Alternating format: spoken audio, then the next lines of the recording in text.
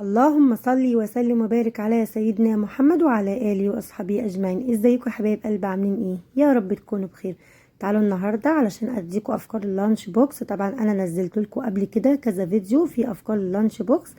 تعالوا ما اوريكم انا اديت ايتين ايه النهارده وهي رايحه المدرسه.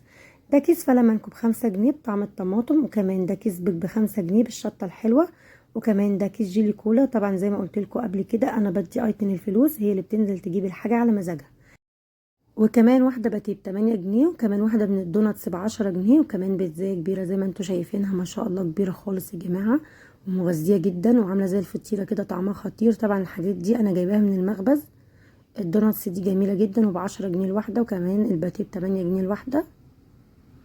طبعا زي ما قلت لكم الحاجات دي احنا جايبينها من المخبز، البيتزا وكمان الدوناتس وكمان الباتيه كله من المخبز.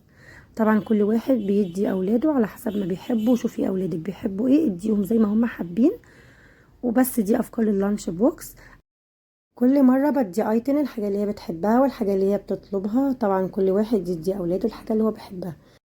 ما شاء الله بصوا البيتزا كبيره وعامله ازاي وجميله خالص وطعمها خطير والله. وكمان الدوناتس وكمان الباتيه والجيلي كولا والشيبس البيك وكمان الشيبس الفلامنكو. يا رب يكون افكار النهارده عجبتكم. ما تنسوش تعملوا لايك للقناه وسبسكرايب للقناه عشان يوصل لكم كل جديد. بحبكم يا احلى ناس في الدنيا، وربنا يعينكم جميعا. كل واحد يدي اطفاله على قده. مع السلامه يا حبايبي. نسيت اقول لكم ان البيتزا ب15 جنيه.